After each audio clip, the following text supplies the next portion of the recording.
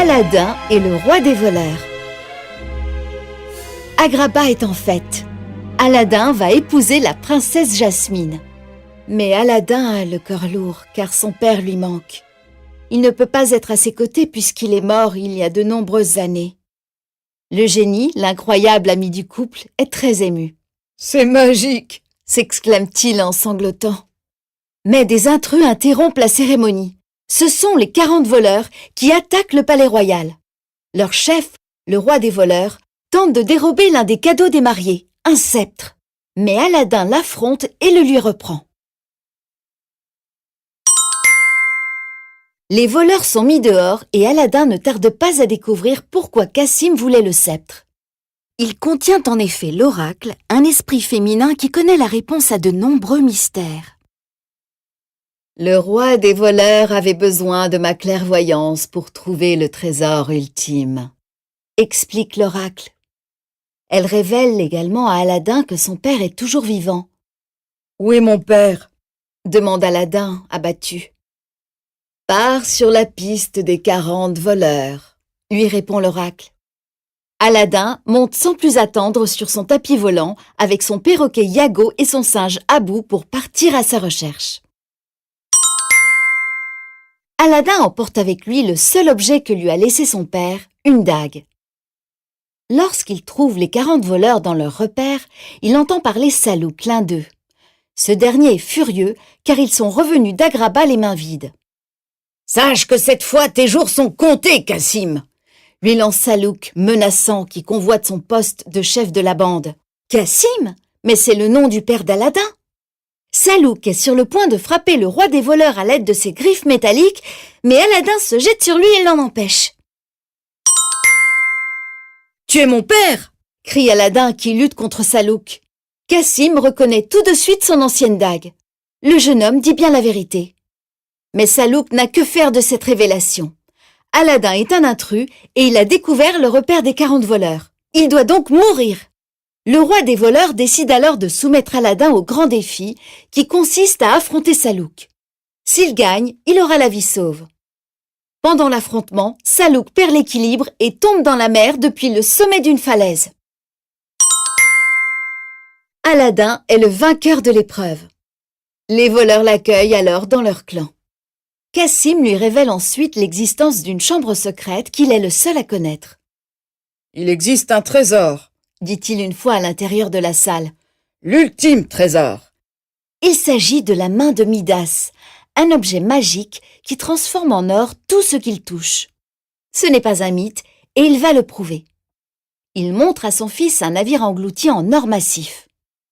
Cela fait des années que Cassim cherche la main, car il veut offrir à sa famille ce qu'il y a de mieux.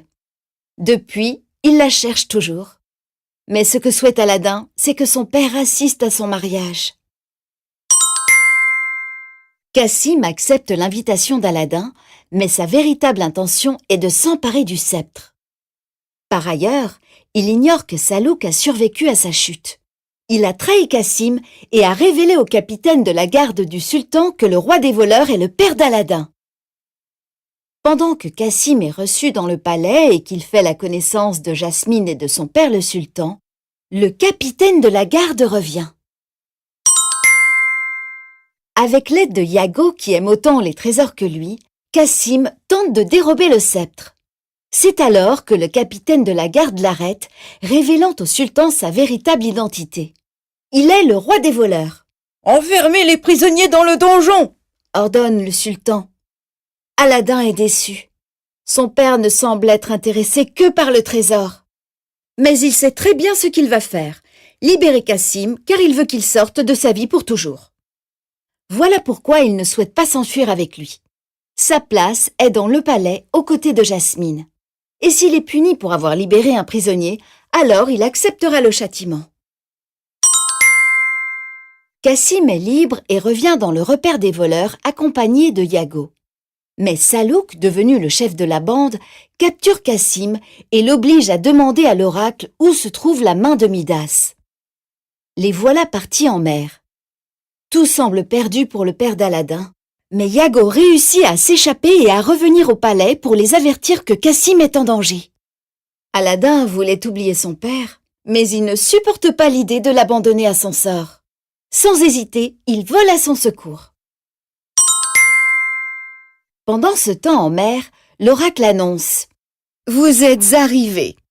Et l'île fugitive émerge soudain des flots. La main de Midas est toute proche, mais quelqu'un d'autre n'est pas loin non plus.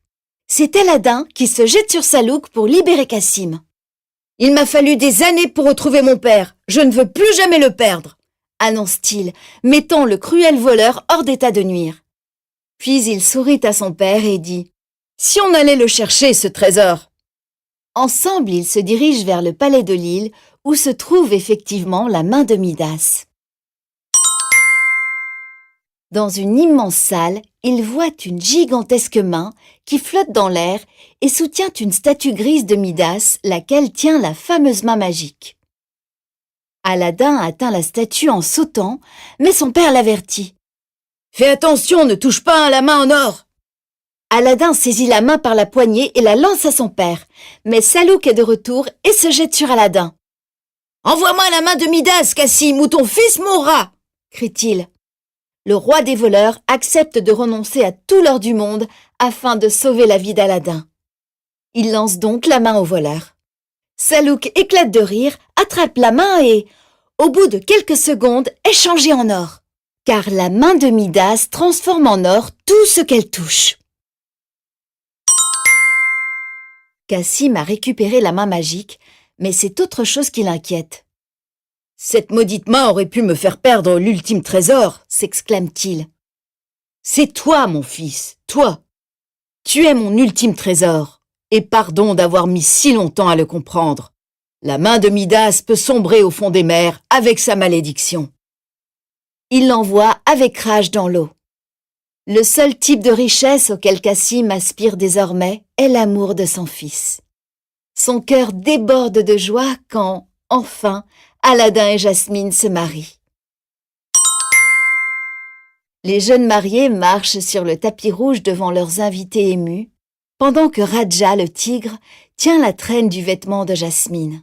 Cassim contemple secrètement la scène à l'abri des regards. Il est très heureux. Il va entreprendre une nouvelle aventure, accompagné cette fois par Iago. Malgré tout, il reste le roi des voleurs, un fugitif, même s'il a déjà prouvé qu'il était un homme noble, quelqu'un qui a su choisir le véritable trésor.